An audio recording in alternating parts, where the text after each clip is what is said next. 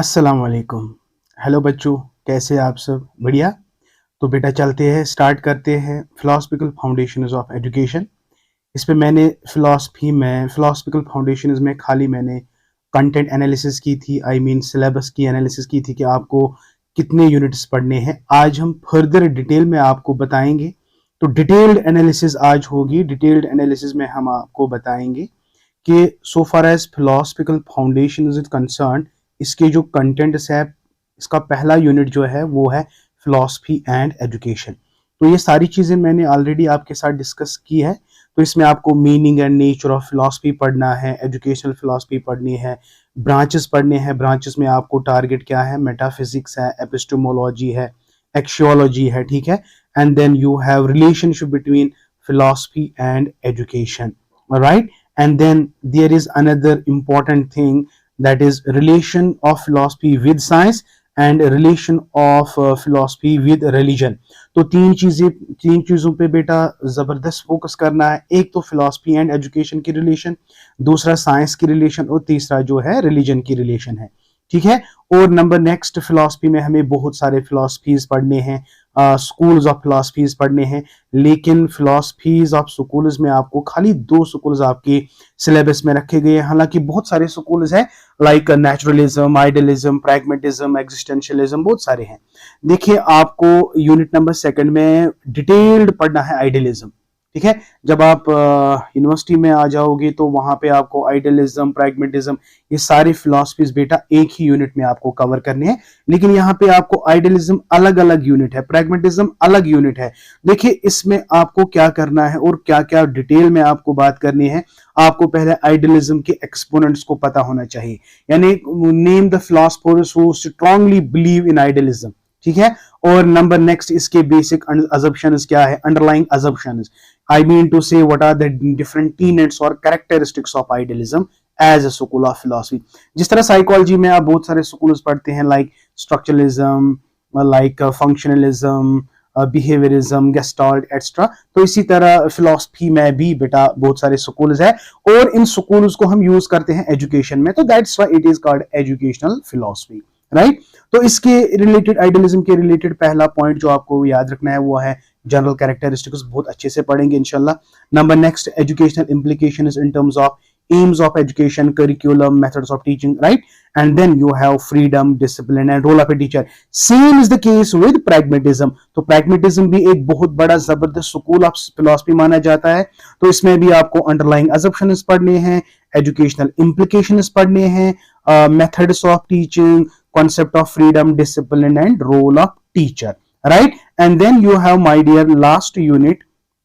Last unit में आपको पढ़ना है बेटा एजुकेशनल थॉट्स। ये वाला जो यूनिट है, जिसपे बेटा मैं अभी आपका क्लास दे रहा हूं, यानी मैं स्लाइड्स जो आपके साथ शेयर कर रहा हूं, ये बेसिकली मैंने खुद बुक लिखी है, मैंने नोट टाइप बुक लिखी है, एक स्मॉल बुकलेट है। अगर आपको ये बुक चाहिए तो आपको मेरी ऐप डाउनलोड करनी है, शाहिद सरस एजुकेशन पॉइंट। वहां पे आपको फिलोसफिकल फाउंडेशंस के रिलेटेड ये सारा मटेरियल मिल सकता है, एक्सेप्ट दिस यूनिट। हाँ, इस यूनिट में खाली जॉन डीवे है, अलामा इकबाल, एम के गांधी, आर एन टैगोर और अबुल कलाम आजाद। लेकिन I think so far as your syllabus is concerned, इस वाले पोर्शन को लेकर पता नहीं कि कौन से ऐड किए हैं और कौन डिलीट, क्या क्या डिलीट हुआ है। तो ये था पूरा कंटेंट एनालिसिस, ओके। तो चलते बेटा, आज हम स्टार्ट करते हैं पहला लेक्चर। ये मेरी बेसिकली ये मेरी बुक है, आप बेटा देख सकते हो, यस। चलिए, okay. Now the first question जो आज हम आपके साथ डिस्कस करने जा रहे हैं वो है मीनिंग ऑफ फिलॉसफी। देखो, सबसे पहले हम डिराइवेटिव मीनिंग समझते हैं, यानी इसको हम कहते हैं इटमोलॉजिकल।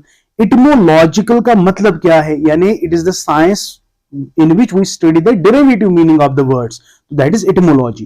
तो etymologically अगर हम इस टर्म philosophy को देखेंगे तो कहते हैं it has been derived from two Greek words. देखो, अक्सर बच्चों को कंफ्यूजन होता है जब ये एग्जाम में क्वेश्चन आता है ना, तो कुछ बहुत सारे ऐसे बच्चे हैं, बच्चों को मैंने देखा वो लैटिन वर्ड लिख रहे हैं। Basically it has been derived from two Greek words, philos and sophia. philos का मतलब है लव एंड सोफिया का मतलब है विजडम। तो अगर हम लिटरल मीनिंग देखें, यानी when you break the word philosophy, when you break the word philosophy, तो you will just say that it has been derived from two Greek words, philos and sophia. philos का मतलब है love and sophia का मतलब है wisdom. तो इसका मतलब है thus philosophy is love of wisdom. तो अगर आपसे कोई पूछेगा कि what is philosophy, तो सिंपली आप उनको बोलेंगे it is the love of wisdom. अब ये wisdom क्या है? Basically it is knowledge. अगर आप if you are interested in every sort of knowledge, मगर आप फिर भी आप चाहते हो कि मैं और ज्यादा नॉलेज गेन करूं, अगर उस नॉलेज को, जो नॉलेज आपके अंदर है, जो नॉलेज आप में है, अगर आपने इसको अच्छी तरह से यूटिलाइज किया, अच्छी तरह से अप्लाई किया, okay, then it becomes wisdom. Then it becomes wisdom. Simply knowledge is the information. लेकिन जो इंफॉर्मेशन आपने रिसीव की with the help of your sense organs, फिर इसको आपने किसी भी फील्ड में बहुत ही अच्छी तरह से, बहुत ही ऑनेस्टली, बहुत ही ट्रुथवर्दी के साथ इसको अप्लाई किया, तो आपके अंदर क्या आ जाता है बेटा? विजडम. तो याद रखना है, फिलोसफर उस बंदे को कहते हैं जिसको थर्स्ट होती है बहुत सारी नॉलेज को गेन करना. यानी खाली वो एक नॉलेज के पीछे नहीं रहता है, वो चाहता है कि मैं सारी चीजों को मतलब हासिल करूं, फिर भी उसका दिमाग सेटिस्फाई नहीं होता है. तो when you actually are in search of knowledge but you are still not satisfied, then you are a philosopher. तो my dear, philosophy is love of wisdom. प्लेटो जो है, प्लेटो one of the great proponent of idealism, याद रखना, great, ये accepts this meaning of philosophy and stated he who has taste for every sort of knowledge. अभी मैं बात कर रहा था, वो बंदा जिसको मतलब टेस्ट होगा ना हर किसी नॉलेज में, and who is anxious to learn and is never satisfied. वो फिर भी मतलब जो चाहता है कि मुझे हर किसी नॉलेज का टेस्ट होना चाहिए, और वो बिल्कुल मतलब थर्स्टी है किसी भी नॉलेज को गेन करने के लिए, फिर भी उसको सेटिस्फैक्शन नहीं मिलती है, तो इस बंदे को हम इजीली टर्म कर सकते हैं philosopher. I hope it is clear to you. तो सिंपली यार, सिंपल टर्मिनल देखो, है ना, इतना सिंपल. अगर आपको वहां पे पूछा जाएगा ना मीनिंग ऑफ फिलोसफी, बिल्कुल 2-4 लाइन से बेटा आप आराम से लिख सकते हो, बिल्कुल easy. It is not a big deal for you my dear. तो please just look at it, okay, and try to memorize. Not try to memorize but try to understand first.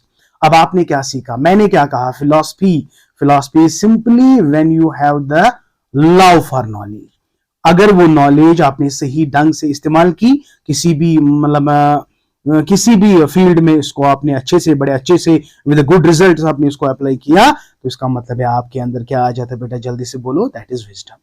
अगर आपको कुछ भी याद नहीं रहेगा ना, तो खाली यार इतना याद रखना है कि what is philosophy? Philosophy is the love of wisdom. It has been derived from two words. One is philos, another is sophia, means wisdom. Okay, done. लेकिन इसको और ज्यादा एक्सप्लेन करने के लिए, बेटर नेचर एक्सप्लेन करने के लिए बहुत सारे फिलोसफर्स ने अपनी अपनी डेफिनेशन दी. तो जल्दी देखते हैं कि ऐसी कौन सी डेफिनेशन है जो आपने याद रखनी है. तो डेफिनेशन से क्या होगा, आपका फिलॉसफी का जो कॉन्सेप्ट है वो और भी कंक्रीटाइज होगा, वो और आपको अंडरस्टैंड होगा. चलिए बेटा देखते हैं पहली डेफिनेशन. कॉलरिज कहता है philosophy means science of all sciences. अब ये मत कहना कि हमें सर नहीं याद नहीं रहेगा. तो देखो, ये आपको ऐसे याद रखना है कि who said philosophy is the science of all sciences. आपको याद रखना is Coleridge. Number second is सीरियो. What is the pronunciation? सीरियो spelling. Philosophy is mother of all arts and true medicine of mind.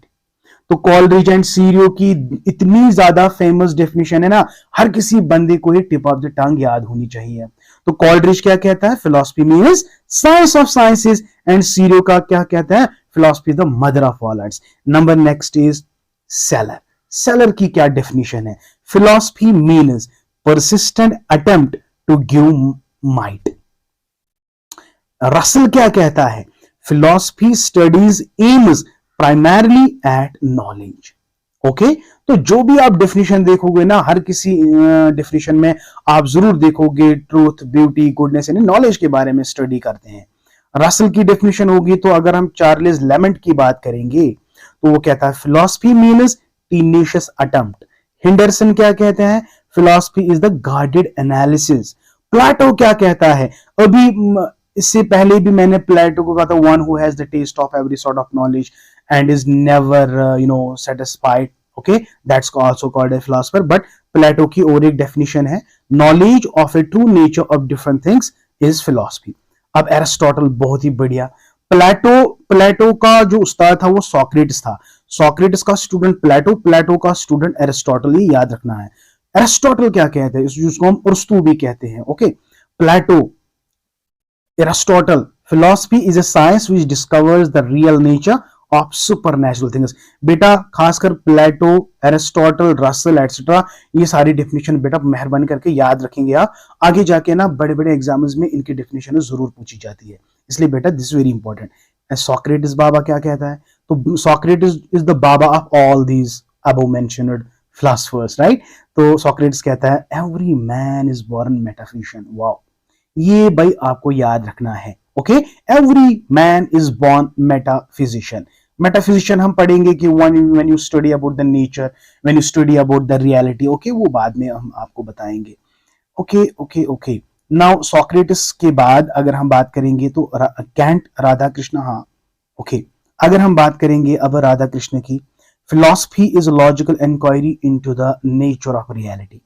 तो राधा कृष्ण कहता है philosophy is the logical inquiry into the nature of reality. भाई बेटा अगर वहां से पूछा जाएगा ना कि राधा कृष्ण की डेफिनेशन बताओ फिलॉसफी की, आपको इसी की डेफिनेशन लिखनी है और बिल्कुल वैसी लिखनी है जो यहाँ पे लिखा है। फैची क्या कहता है, philosophy is the science of knowledge.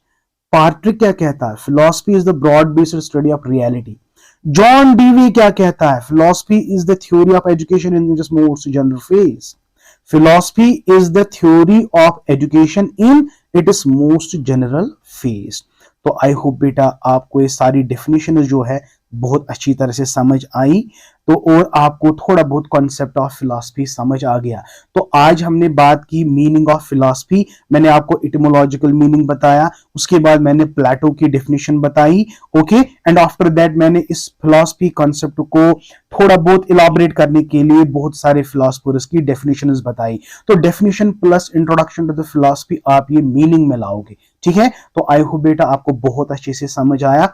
अगर समझ आया तो प्लीज बेटा कमेंट सेक्शन में जरूर बताइएगा। So do like my video, share my video and plus hit the bell icon so that you can get my latest updates. ये first semester का बेटा, आप जितने भी फर्स्ट सेमेस्टर के बच्चे हो इन सब में ये शेयर करो, अपने अपने ग्रुप्स में शेयर करो। आपको तो व्हाट्सएप ग्रुप्स बना के होते हैं, तो आप इनको शेयर करो ताकि बहुत सारे बच्चों को पता चले कि फर्स्ट सेमेस्टर की क्लास भी शायद सर ने स्टार्ट की है। Thank you, may Allah bless you and keep always learning। and one more thing बेटा, don't forget to download my app Shahid Saras education point. क्या पता आगे आने वाले दिनों में अगर मैं लाइव क्लासेस भी लूंगा तो वो ऐप से ही होगा। तो जो बंदा जो स्टूडेंट ऐप को डाउनलोड कर रहा है, वो करता है, तो वो लाइव क्लासेस अटेंड कर सकता है। Okay, once again thank you, may Allah bless you and keep always learning।